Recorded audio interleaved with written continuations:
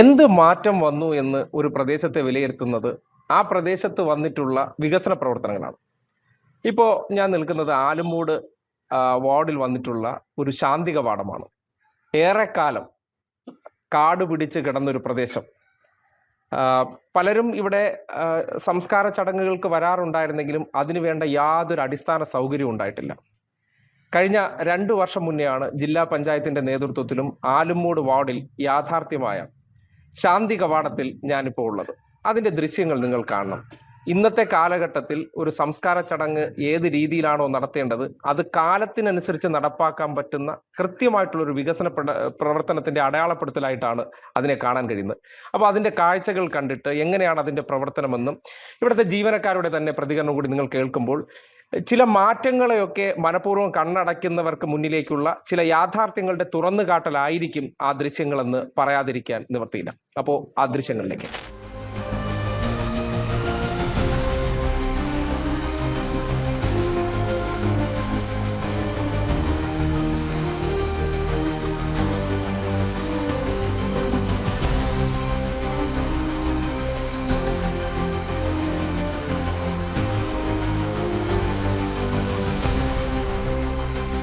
അപ്പോൾ ആലുമൂട്ടിൽ ഇപ്പോൾ പ്രവർത്തനം ആരംഭിച്ച ആ ശ്മശാനത്തിന്റെ ദൃശ്യം നിങ്ങളെ കാണിക്കാൻ പോകുന്നത്. നോക്കിയേ, അത്യാധുനിക സജ്ജീകരണങ്ങളാണ്.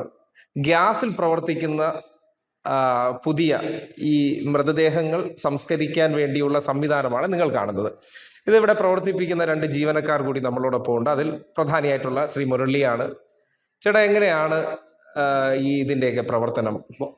നമ്മുടെ ബോഡി എല്ലാം കർമ്മങ്ങളെല്ലാം കഴിഞ്ഞിട്ട് ഈ സ്ഥലത്ത് വയ്ക്കും. വച്ചിട്ട് ഈ കടി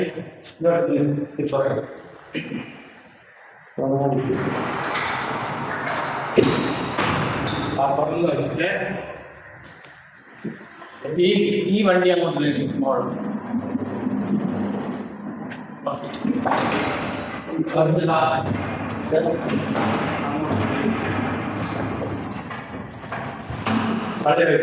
ഈ ബോഡി നമ്മുടെ കറക്റ്റ്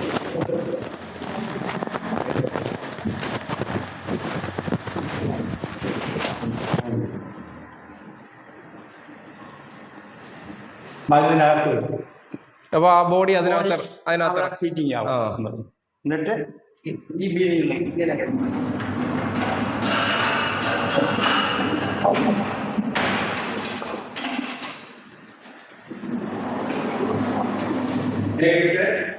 ഇവിടെ കർപ്പൂരം വരും.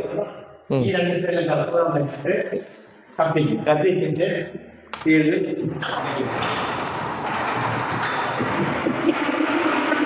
അടച്ചിട്ട് ഗ്യാസ് പണിപ്പിടിക്കും.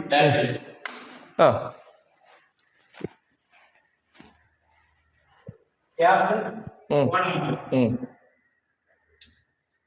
ഓണാക്കിട്ട് ഈ മിക്സിയിൽ ലൈറ്റ് ഉണ്ടോ?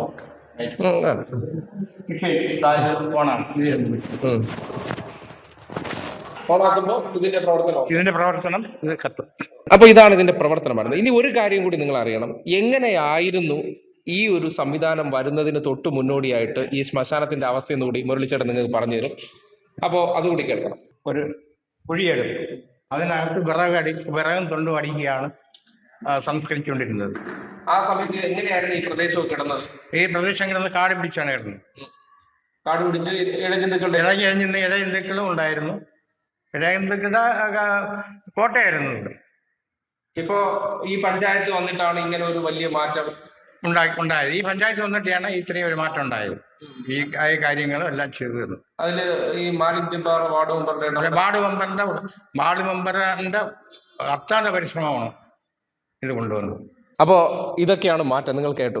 കാട് പിടിച്ച് കിടന്നൊരു പ്രദേശം, അതിനെ ഒരു ഭരണസമിതി വരുന്നു, ഇച്ഛാശക്തിയോടുകൂടി ഒരു നാട്ടിൽ ഒരു അടിസ്ഥാന വികസന പ്രവർത്തനങ്ങൾ നടപ്പാക്കുന്നതിനോടൊപ്പം തന്നെ ഒരു വീടുകളിൽ സ്ഥലമില്ലാത്ത പ്രദേശത്ത് ഉള്ളവർക്ക് എങ്ങനെ അവരുടെ ഡെഡ് ബോഡികൾ, കാര്യം ഇതൊക്കെ ഒരു റൂറൽ പ്രദേശമാണ്, അപ്പോൾ ആ പ്രദേശങ്ങളിലൊക്കെ സംഭവിക്കുന്നതെന്ന് പറഞ്ഞാൽ ഇവിടങ്ങളിലുള്ള പാവപ്പെട്ട മനുഷ്യരുടെയൊക്കെ സ്ഥലങ്ങൾ കുറഞ്ഞ ആൾക്കാരുള്ള ഇടങ്ങളിലുള്ളവരെ എങ്ങനെ സംസ്കരിക്കുമെന്നുള്ള ചോദ്യത്തിന് പണ്ട് കാട് പിടിച്ച് കിടന്നൊരു ശ്മശാനമായിരുന്നെങ്കിൽ അതിന് നല്ല അന്തസ്സോടുകൂടിയും അഭിമാനത്തോടും കൂടിയും ആ പ്രവൃത്തി ചെയ്യാൻ കഴിയുന്ന ഒരു സംവിധാനം ഒരുക്കി എന്നുള്ളത് ഒരു ഭരണ മികവ് തന്നെയാണ്, ഒരു നേട്ടം തന്നെയാണ്. അത് ആ പ്രവർത്തനത്തെ നമ്മൾ എപ്പോഴും അഭിനന്ദിക്കേണ്ടിയിരിക്കുന്നു. ഇതാണ് ആലുംമൂട് വാർഡിൽ വന്ന ഏറ്റവും പ്രധാനപ്പെട്ട ഒരു വികസനം. ഇതിനോടൊപ്പം തന്നെ ഒരു പ്രതികരണം കൂടി നിങ്ങൾ കേൾക്കേണ്ടതുണ്ട്.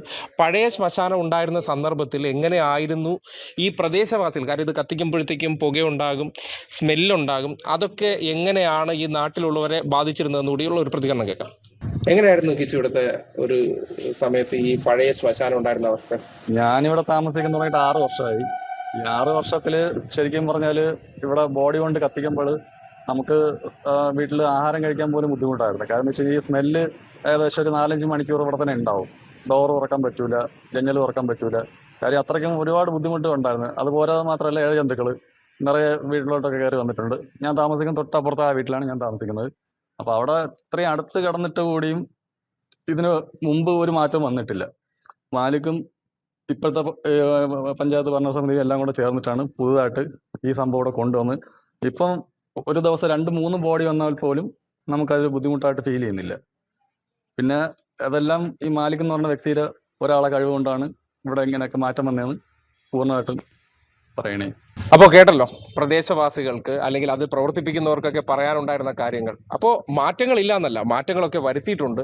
ആ മാറ്റങ്ങളെയൊക്കെ ജനം അറിഞ്ഞിട്ടില്ല എന്നുള്ള ചില പ്രശ്നങ്ങൾ കൂടി ഉണ്ട് എന്ന് തോന്നുന്നു. അതുകൊണ്ടാണ് ഇങ്ങനെ ഒരു സംഭവം ഇവിടെ വന്ന് കണ്ടപ്പോൾ അതിനെക്കുറിച്ചൊക്കെ ഒരു വാർത്തയായിട്ട് തന്നെ ജനങ്ങളെ അറിയിക്കേണ്ടതുണ്ട് എന്ന് തോന്നിയത്. അപ്പോൾ ഇതൊക്കെയാണ് അണ്ടൂർക്കോണം പഞ്ചായത്തിലെ ആലുംമൂട് വാർഡിൽ വന്ന മാറ്റങ്ങൾ. അത് മാലിക് ജബ്ബാർ എന്നൊരു യുവ ജനപ്രതിനിധിയുടെ കടന്നുവരവ് എന്തൊക്കെ മാറ്റങ്ങൾ കൊണ്ടുവന്നിട്ടുണ്ട് എന്നതിൻ്റെ തെളിവ് കൂടിയാണെന്ന് പറയേണ്ടി വരിക.